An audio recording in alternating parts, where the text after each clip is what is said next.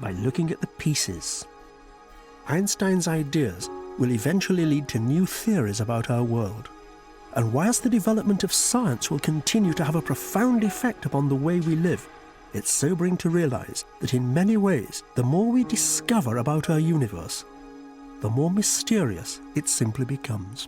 Well, this is a story about a little galaxy, and every time its mummy gave it some gas, it got bigger and bigger until it became a big, strong galaxy, and it could fight off the big black holes. Don't put that in.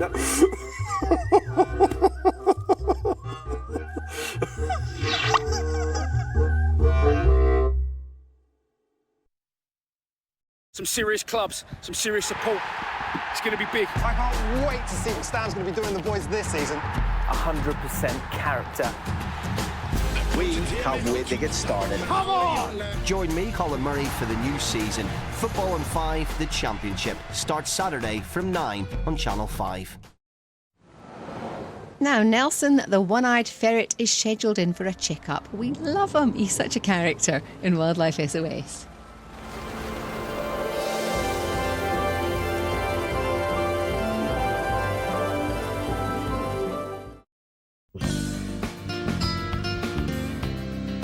One of Britain's busiest wildlife rescue and rehabilitation centres is at Leatherhead in Surrey. Simon Cowell leads the team of volunteers. At Wildlife Aid, during the course of a year, we see many different types of British wildlife. We receive a lot of patients brought in to us by members of the public, but we are often called out to rescue animals from all sorts of situations in the wild.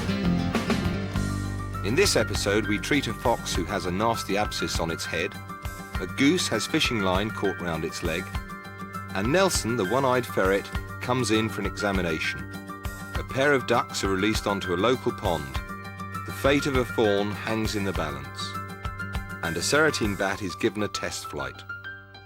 This is a fox cub that was brought in to us last night. She had the largest abscess on her neck we'd ever seen. And when we lanced the abscess, so much pus came out I wouldn't even want to describe it to you.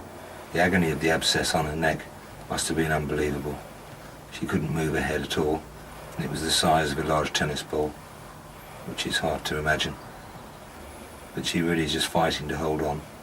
She's very scared, she's very emaciated, and very dehydrated. She came from a garden in Dorking, where she was found out cold by the pond, basically. After a short chase, she was across about 3 gardens, I finally got underneath a van where she'd collapsed.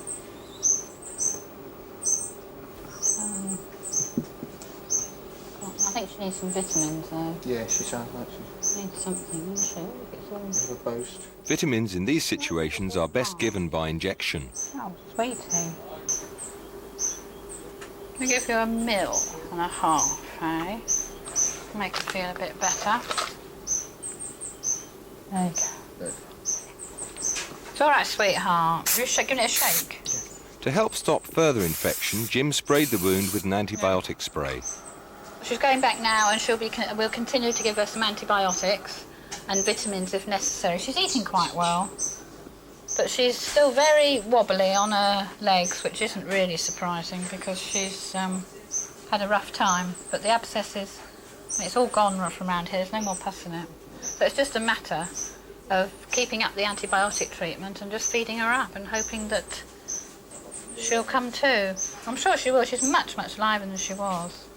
She also needs some mange treatment later on, but it's a bit strong mange treatment, so we'll leave her until she's a lot stronger.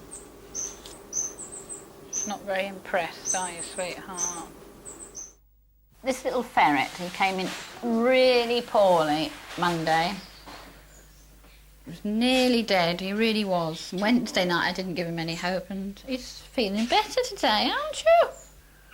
Oh, what's wrong with him then? Don't know. We thought it was toxic poisoning, first of all. Yeah. But it doesn't seem to be possible. I mean, he's lost an eye anyway. I mean, he looks better from that side. Oh. That's his best side, that is. That's his, yeah. Yeah. But he's feeling better. Want a little drink? No? I've been giving him liquid and that, but he's nearly run out of food. But he's been eating a bit, haven't you? How often do you try and tempt him to eat? About every couple of hours I've been... more liquid I was giving him every 2 hours, but he's certainly better, aren't you? Is he thin? Certainly wolfing it down now, aren't you?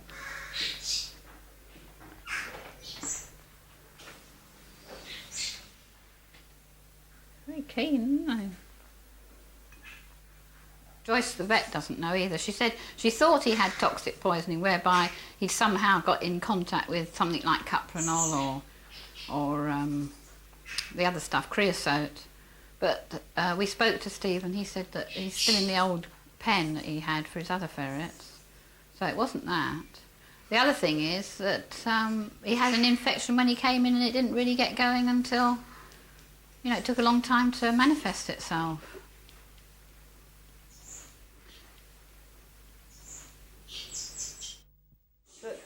On Joyce the vet's next visit, the mystery was still no nearer to being solved. Could be something like creosote or something. Yes, or possibly cuprinol. Because it's the fumes, isn't it, more than anything? Yes, if he doesn't start fitting again, he doesn't need any more Valium. Right. If he starts fitting again, you'll have to dope him again. Right. Oh, he's trying so hard to drink. You say It's 20, all right. 20 Louise will mils. come and syringe some down your pocket. Some can't. It's easier than really trying to drink out of that bowl. You are dry, aren't you? Okay, but fluid, because he's got to wash whatever it was out. Probably that he's been chewing creosoted wood or something like that. I don't know. Well, Christine have talked long and hard. This deer's been with us now for 5 days. There's absolutely no sign of improvement. In fact, if anything, he's got a bit worse. There's nothing in any of the forelegs. There's no movement, no control, and every time he moves, he cries. He can't sit up. And I'm afraid we've decided to do the thing we all hate doing. It's actually easier if you do it straight away, but we really wanted to give him every chance, as we always do, but there's just nothing there. It's just not fair to him, to be honest. All right, darling. Oh, fella, we did try, didn't we, eh? Sometimes, sadly, there is nothing we can do to save our patients. This deer had not responded to any of our treatment. And though we always try as hard as we can, on this occasion our efforts were in vain. It is always very upsetting when we have to do this, but there comes a time when we believe enough is enough, and to prolong the suffering of this deer would be unfair. So all we can do is to help it to die painlessly and with dignity. We administered a large dose of anaesthetic, which allowed it to pass away quickly and peacefully.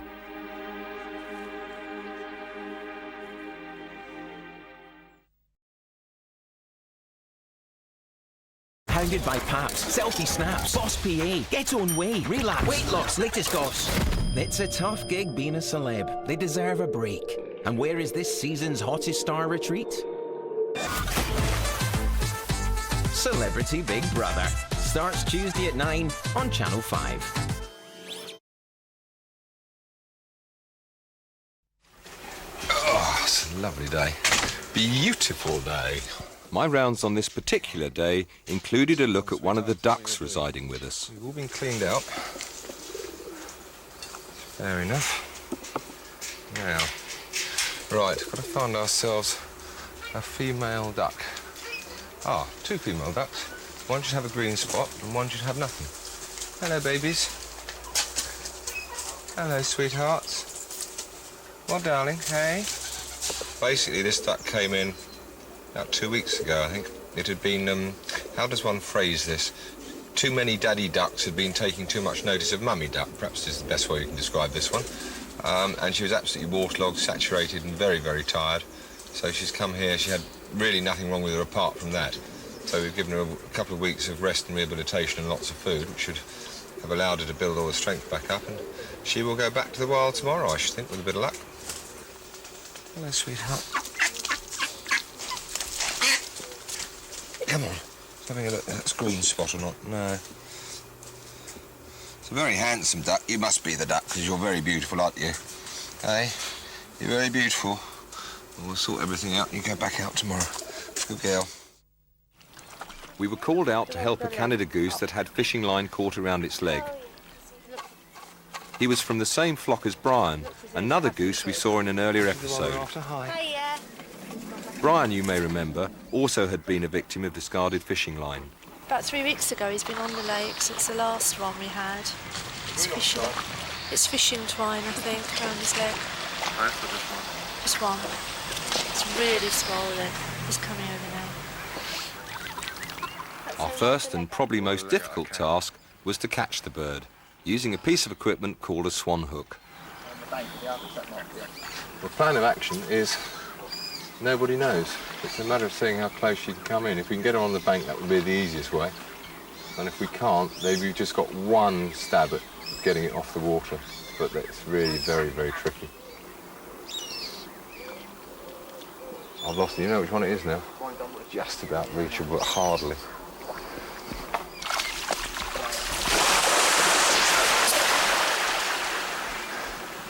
Well, we knew that was going to be a no-go before we started, but it was sort of a 1,000,000 to 1 shot. We've now just got to sit and wait for them to come back in again. And they won't be very happy, because once they've seen a swan hook, they tend to be very wary of it a second time.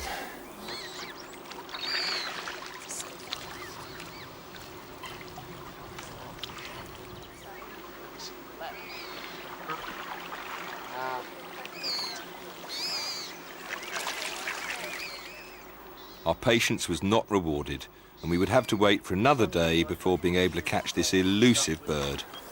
Problem, they're not flying now. No, they're in molt. This is the reason. That's true. So, you know, now's the at best least time. if you get them on the land, you stand a chance. I mean, just sort of ring. If you see her up again, just ring and we'll come zooming over as long as we're around. Sorry we couldn't succeed. I could bring the 12-bore across. Big lasso. Well, we came last night and we looked at the Canada geese and we looked at more Canada geese and they all flew away and they didn't come near us. So I think tonight what we'll do, we'll try this approach first where the lady who feeds them always tries to get them up on the bank. That is plan A. Plan B, I think, would be to put the boat in the water so there is somebody out there, so as they do come towards the feeding, we can just try to edge them in a bit tighter. Keep them in the side. And if you, two of you can have hooks on the bank, we hopefully may get a chance of getting near it.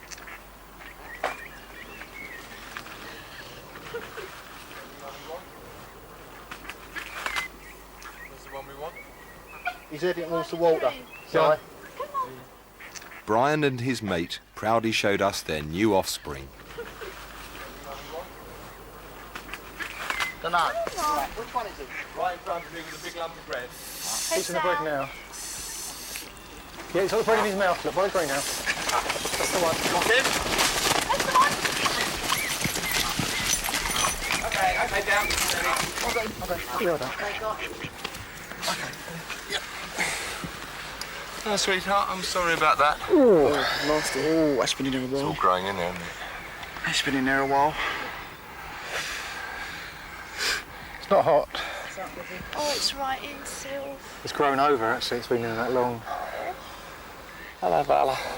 Just down in the dinner, he said. Hacked off Canny said, I don't want it. You keep your own bloody bread, he said. So callous for that. Yeah. Very hard, that lamb, isn't it? Well, Jimbo, you didn't have to go in the boat. No, I've lived to fight another day. Really well. We get to throw him in anyway, don't we? Yeah. That's what I mean. It's obviously hurting, and it's Right. It's deformed the joint slightly, hasn't it? that bit moves. Yeah. Quite When easily you look on at that the side. other leg, you Yeah, can just see. Yeah. There's no movement from here, whereas that one there is. Right, let's get him home then, people. Oh. See him slip out here to shoot him. Right, let's get him in a bag, make him comfortable. Don't let it go, Jim. I'll try to refrain. Don't let it go, Jim. Right. Head first. Go on. Well, if you put him on the deck, just Feet hold him, down. obviously, feet down. Then we can feed him. Feed him So straight. I don't want to be fed Go on, through. in you go. so- Good boy. Hopefully that'll be the last of these. Yeah, go down in. Try to double back, is he? There you go. Yeah.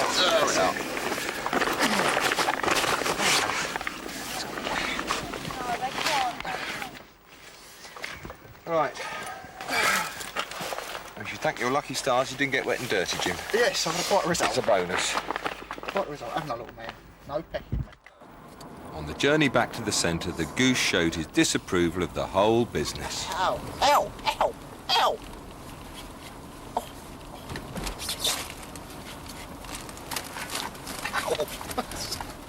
alone. It really hurts. It's going to have a go at everybody. It is. You need to eat the car before we get it back.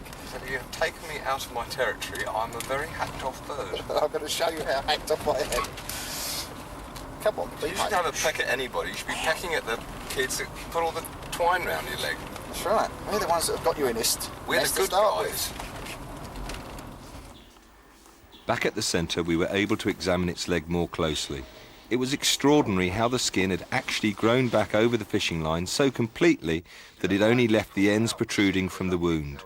Christine very carefully pulled the line out. All the way through. How tight that was in there too. It's a tiny little loop on that line. Do you think it's fishing line or is it? Oh yeah, Yeah, it's fishing line, isn't line, it? all right. To prevent further infection, Christine flushed out the wound with an antiseptic solution. Don't need to bathe that like that for a couple of days, Christine. Actually, we do cover it first every day and then do Wait. an antibiotic. I know it afterwards. stings. Yeah, have a peck at me if it hurts. That's amazing. Incredible. Oh, little thing. There we are, it's nice and clean now. A few days of antibiotic and flushing the wound, and hopefully, you attitude goose, you can go back. Go back to whence you came. Quick change from fox pen to goose pen. Lovely. In that one. Right. There we go. Here we got home for the next little while. There we go. No more pecking. One last peck before you go. No more pecking. Incredible growth around the land, isn't it? Amazing. You've got bed and breakfast now, haven't you? Yeah. This is a serotine bat that Edward was feeding with one of its favourite foods, maggots. And once they've sort of decided they've sucked everything out, they send, using their tongue, actually discard it out the corner of the mouth. So at the end, the skin of the maggot, which is quite tough, is then discarded and dropped onto the ground.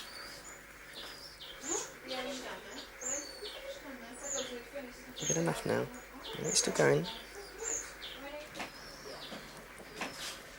The other quite distinct feature with these bats, and certainly with the serentine bat, is these large claws on the, which is the thumb, and designed ideally for gripping onto wood timber, certainly in oak trees and that, where you've got quite rough bark, and very suitable for clinging on, especially when they're moving about. And certainly on the serentine bats, they're very distinct and quite long, actually. There you go, just drop that one out there, and this one's just coming out now as well. The skin of the maggots is quite tough, and really for a bat this size, trying to swallow that down is quite hard going. It's had enough now. Hi, we've come to collect some ducks. Oh, yes, Two ducks, right. so we've got to release. One of our helpers, Mick Wilson, came to release the duck I had examined earlier. Believe it or not, it was on our swimming pool. Really? Yeah, but it's a derelict swimming pool. And she was just sitting there. The dogs barked, and normally they fly away. And now we've got two now then.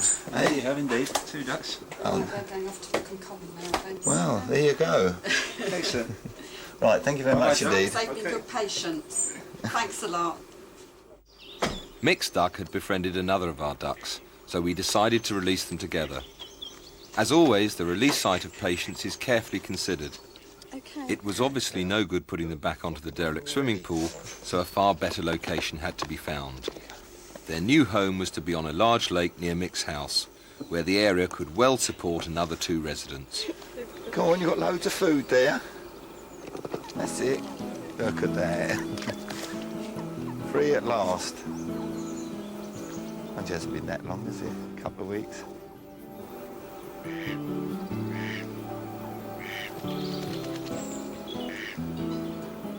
Hopefully be a happy ending. Following one another, look, they're obviously very good friends. Oh, look, look. Oh.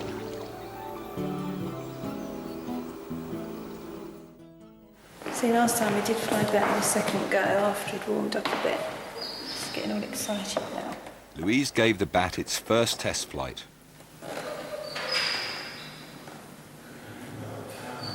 We'd had this bat for several weeks, and our helpers had patiently nursed it back to full strength. However, we were concerned about its flying abilities after so long in captivity.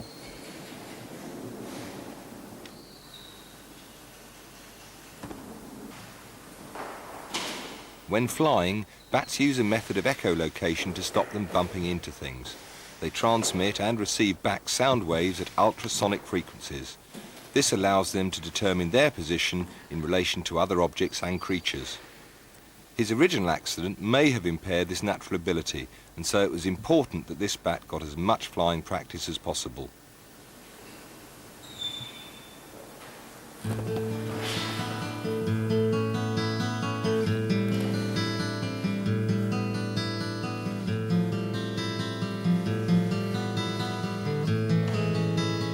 You can see from his performance here that he was going to need quite a bit more time before his navigational skills would allow us to release him.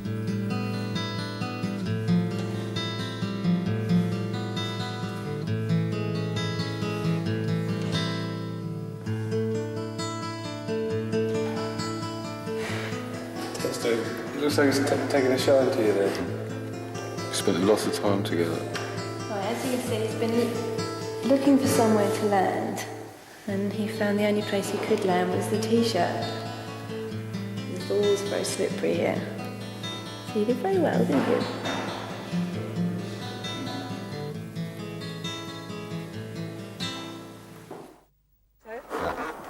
I tied his back legs together to stop him jumping about. A member of the public brought in a deer that had been hit by a car. It had jumped over a fence straight into the path of the car, and so its injuries were likely to be severe. All right. He's very, very placid. I don't think he's going to do anything, to be honest.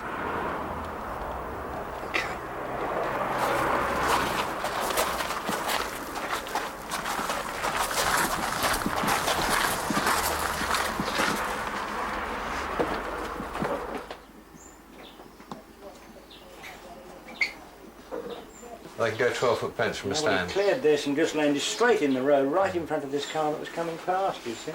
Well, it hasn't done the car any good. No, they don't. Deer can actually ride a car off. I've known yeah, I mean, he a couple of cars smashed been the written off headlamp, by one deer. headlamp, smashed the bumper. I don't know what he did to the bonnet part, but certainly didn't do the car any good either. Need to get a line in, and also some decks in, and some antibiotic in, so we get the line in first. Until he gets a bit more with it, we can't really tell how severe the damage is to the pelvis. Right, boy. Good fella. I'm pretty sure there's some pretty major damage to the pelvis, but we'll just get him stabilised to start with, see what's going on, get a drip into him, get some decks into him, and then we can work on the pelvis a bit later on if he gets that far, if he makes it that far. The first thing we do in such circumstances is to treat the animal for shock by giving drugs like dexedresen by means of an intravenous injection, which is the fastest possible method. Well, that's it there, isn't it? It's in the wrong place, mate. Finding veins prominent enough to insert a catheter can often be difficult, because when an animal is in shock, the body automatically reduces blood supply to the peripheral areas and concentrates mainly on the vital organs, and so far less blood circulates to its limbs. However, we needed to treat this deer for shock as quickly as possible, so Susan gave it an injection of a corticosteroid.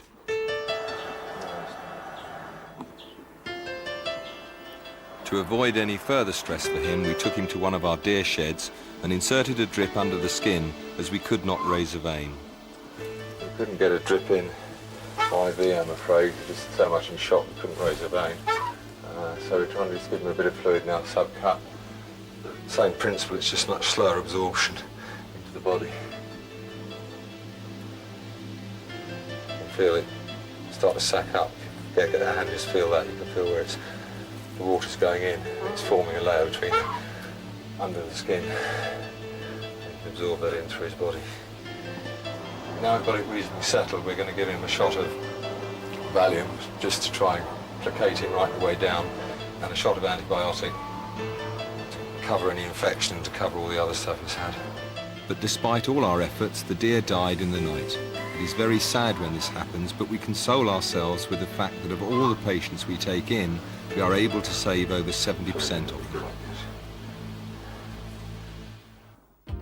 In the next episode, we attempt to release the serotine bat. Nelson, the one-eyed ferret, has another checkup. The fox with the abscess is making good progress, and the goose who had fishing line through its leg is examined. A herring gull is brought in, and we are called to rescue something that didn't really look like British wildlife.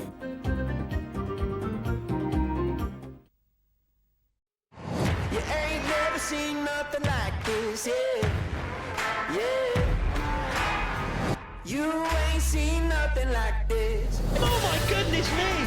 I do not believe that! What a finish!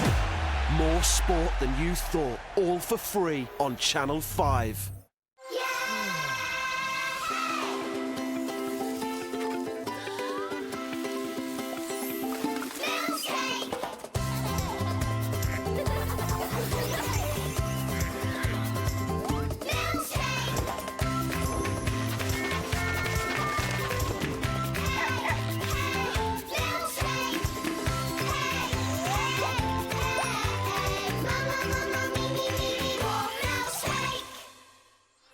Good morning, everybody. It's Tuesday, the 1st of August. I'm Kemi. It's 6 o'clock, which means it's milkshake time. Yes, coming up in just a bit, we've got Puffin Rock coming your way. But first, here's Poppy Cat.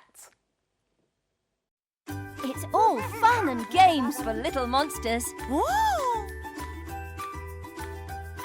Milkshake, brought to you by Fisher Price. Poppy Cat.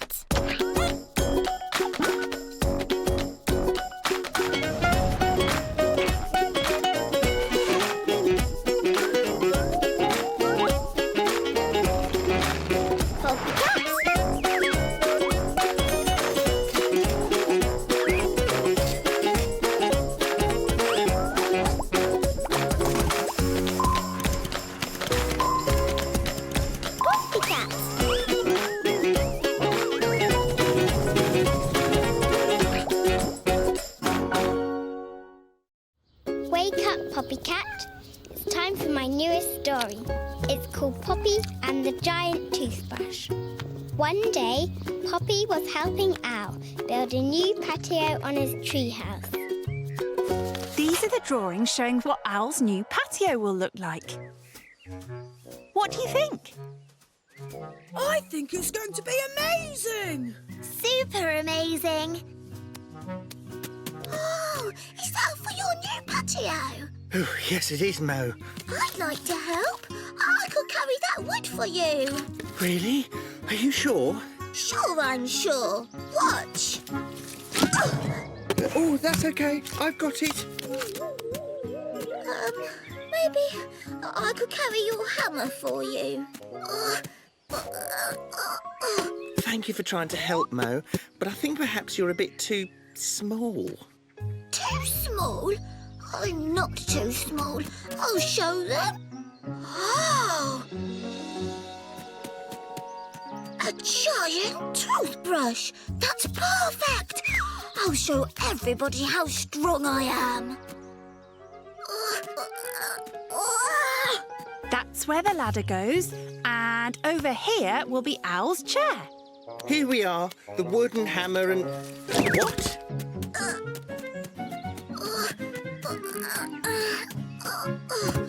I've never seen such a big toothbrush. I found it on the grass. Somebody must have lost it. Would you help me find the owner so I could return it, Poppy? Of course I will, Mo. I'll help too. Me too. It's very big and, unusual. I must say, I'm amazed that such a little mouse is strong enough to carry such a gigantic thing. Thanks, Owl. Egbert! Ouch! Ouch! What are you looking for? It's a great big flying... Oh, no, you'd never believe me. I bet this toothbrush belongs to a dinosaur. Probably not, Zuzu. Dinosaurs lived millions of years ago. Maybe it was dropped by a squirrel with a very big mouth. I think something this big must belong to a whale. Yes, you could be right. Oh, yes, Mo. Smart, Mo. And that poor whale is probably sad to have lost his favourite toothbrush. I have to return it, because even though I'm very small, I can still help someone who is very large. Right, Poppy? That's right, Mo, and we'll help you find that whale. But first, we're going to need